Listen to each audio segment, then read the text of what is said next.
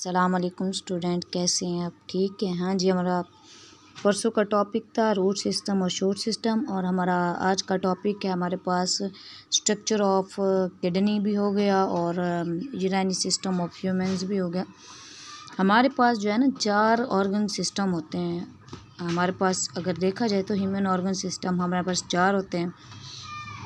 एक होता है रिस्पिरेटरी सिस्टम, और एक होता है डाइजेस्टिव सिस्टम, और एक होता है यूरिनरी सिस्टम, और इसके अलावा जो है एक होता है सर्कुलेटरी सिस्टम। यहाँ पर जो है हम लोग सिर्फ एक डिस्कस करने वाले हैं, यूरिनरी सिस्टम ऑफ ह्यूमन, यानी कि इंसान का यूरिनरी सिस्टम डिस्कस करेंगे।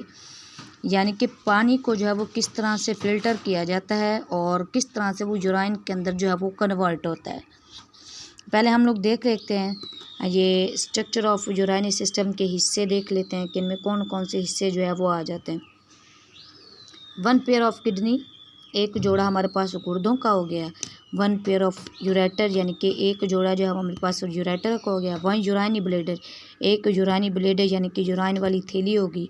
1 यूरेथ्रा, यानी कि एक पेशाब वाली नाली जिसे भी कह सकते हैं यूराइन वाली, जहाँ से यूराइन जो है वो खारिज होता है। ये हमारे पास यूरिनरी सिस्टम के हिस्से हो गए। अगर मैं आपको तस्वीर में दिखा सकूँ तो ये देखें, हमारे पास ये 1 पेयर्स ऑफ किडनी है, यानी कि 2 किडनीज होगी, एक लेफ़्ट वाली और एक राइट वाली। और अगर देखा जाए यहाँ से एक नाली निकल रही है, यहाँ से एक नाली निकल रही है, इसे यूरेटर कहते हैं, यानी कि यूराइन वाली नाली कहा जाता है। अच्छा जी, ये यूराइन वाली नाली जो है वो खुलती है एक थैली के अंदर, जिसे जो है वो यूरानी ब्लेडर कहा जाता है। उसके बाद है यूरेथ्रा, यूरेथ्रा से जो है वो यूराइन को खारिज कर दिया जाता है। ये है हमारे पास यूरानी सिस्टम के हिस्से कि यूरानी सिस्टम के अंदर जो है वो कौन कौन से हिस्से इन्वॉल्व होते हैं और अपना काम जो है वो किस तरह से किरदार अदा करते हैं। अब पहले देख लेते हैं हम लोग स्ट्रक्चर ऑफ किडनी, यानी कि अगर एक किडनी ले लेते हैं हम लोग, उसका काम जो है वो यहाँ पे देख लेते हैं। मैंने यहाँ पे स्ट्रक्चर उसकी बना दिया, स्ट्रक्चर ऑफ किडनी। पहले हम लोग इसका तारुफ देख लेते हैं, गुर्दे की साख्त वगैरह जो है। कहते हैं गुर्दा जो है ना वो डार्क रेड बीन शेप का ऑर्गन होता है, यानी कि सुर्ख रंग का जो है ना लोबिया की बीज की शक्ल का होता है। ये देखिए ना, ये लोबिया की बीज की शक्ल का हिस्सा जो है ये बना हुआ होता है। अगर देखा जाए, कहते हैं ये 10 सेंटीमीटर लॉन्ग होता है, 10 सेंटीमीटर यूँ, ये 10 सेंटीमीटर लंबा होता है। 5 सेंटीमीटर जो है वो वाइड होता है। वाइड का मतलब यानी कि ये चौड़ा होता है, ये इस तरह से। अगर इसकी चौड़ाई जो है वो 5 सेंटीमीटर है। 4 सेंटीमीटर ये थिक है, यानी कि 4 सेंटीमीटर ये मोटा है, ठीक है। अच्छा, इसके अलावा अगर इसका टोटल पूरा वज़न जो है वो देखा जाए, इसका टोटल वज़न बनता है 120 ग्राम, ठीक है। 120 ग्राम जो है ये हमारे गुर्दे का वज़न है।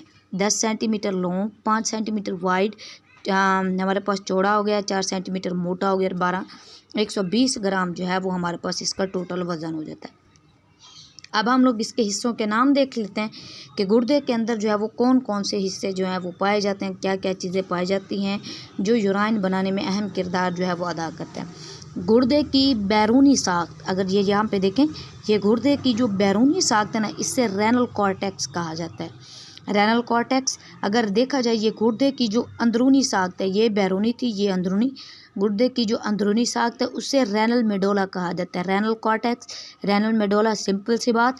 गुर्दे के बैरूनी साख्त को रेनल कॉर्टेक्स, गुर्दे के अंदरूनी साख्त को रेनल मेडोला कहा जाता है। अच्छा जी, इसके अलावा अगर यहाँ पे मैं दिखा सकूँ, ये फूल की पत्तियाँ बनी हुई हैं, इस फूल की पत्तियों को जो है कहा जाता है रेनल पैरामाइड्स। रेनल पैरामाइड्स इन फूल की पत्तियों को कहा जाता है। इसके अलावा यहाँ पे एक गढ़ा बना हुआ है, यहाँ पे ये गढ़ा, जैसे वो लोबिया के बीज के अंदर एक सुराख होता है, वो गढ़े वाली जगह पे मौजूद होता है। इस गढ़े को जो है वो हाइलिस का नाम दिया जाता है। इसके अंदर जो गढ़ा मौजूद होता है उसे हाइलिस का नाम दिया जाता है। यहाँ से नालियाँ निकली हुई हैं जो इन तक जो है वो खून की सप्लाई वगैरह भी करते हैं, खुराक की सप्लाई वगैरह भी करते हैं, ऑक्सीजन वगैरह भी पहुँच जाती हैं। अच्छा जी, पहली है हमारे पास रेनल आर्टरीज, रेनल वेन्स, और उसके बाद देखा जाए ये नाली जो यहाँ से निकल रही है, ये यूरेटर की, यानी कि हमारे पास ये यूराइन की नाली है। जब इसके अंदर सारा प्रोसेस हो जाता है, पानी को फ़िल्टर कर लिया जाता है, पानी जब यूराइन के अंदर कन्वर्ट हो जाता है, तो यहाँ से रेनल पेल्वेस से होता हुआ, इस नाली से, यूराइन वाली नाली से होता हुआ, ये यहाँ पे यूरानी ब्लैडर के अंदर ऐड हो जाता है, फिर यूरानी ब्लैडर से यूरेथ्रा के ज़रिए जो है वो जिस्म से खारिज कर लिया जाता है। अच्छा जी, इसके अलावा अगर मैं आप लोगों को दिखा सकूं, ये मेरे पास बुक क्या है, कहते हैं इसका काम होता है देखें, the function unit of kidney is called nephron.